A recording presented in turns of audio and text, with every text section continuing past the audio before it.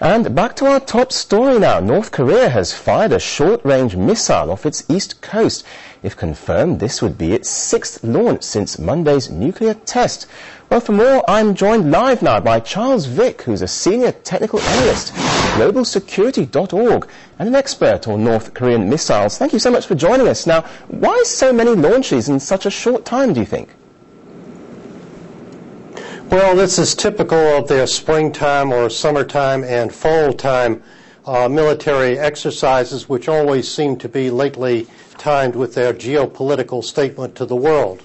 So it is not unexpected. They have been basically Styx-class shore-to-ship as well as SAM-class missiles.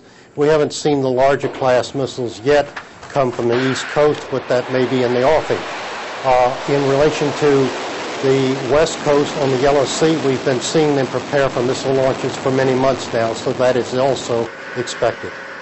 So how worried should China, Russia and the US be about these North Korean missiles? Well, these tactical missiles are not a real danger except perhaps to South Korea if they chose to use it, or if naval forces were to get in close to North Korean territory or waters that they will argue over and fight over, especially the border between South Korea and North Korea on the Yellow Sea, which they've given repeated warnings about.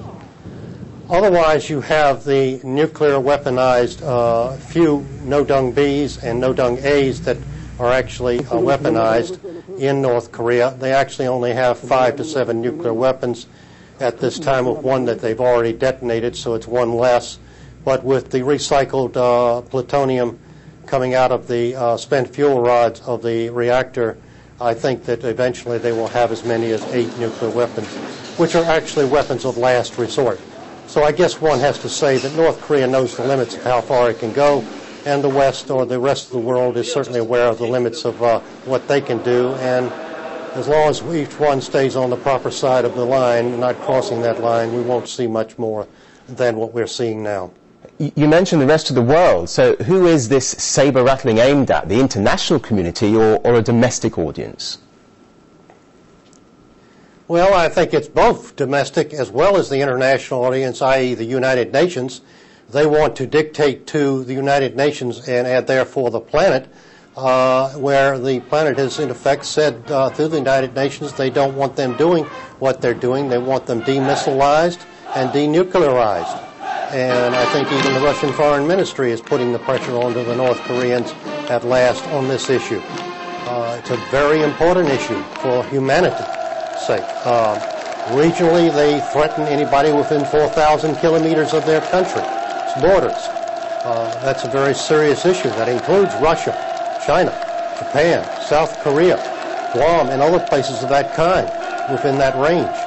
Especially within the less than 2,000 kilometer range no-dung A, which is the primary weapon system deployed. But again, with so few nuclear weapons and no prospects of getting a large amount of nuclear weapons anytime soon, it is a weapon of last resort. And they fully know that if they do carry out action or throw a nuke or anything of that kind, that they will be eliminated from the planet as a surviving civilization. Now, very briefly, North Korea has a limited number of missiles, but they keep launching. So in your opinion, will this continue until they run out? No, I don't think they're going to run out. These are standard production missiles that they have in their country, and a few new ones are being tested too, especially this morning's apparently was. It was about a 160-kilometer tactical missile. The point is very simply that these are in production. This is your standard military exercises that they do every spring, summer, and especially in October during the year. So it's not unexpected. It's a standard operating procedure that we've seen for years. Okay, Charles Vick from Global Security.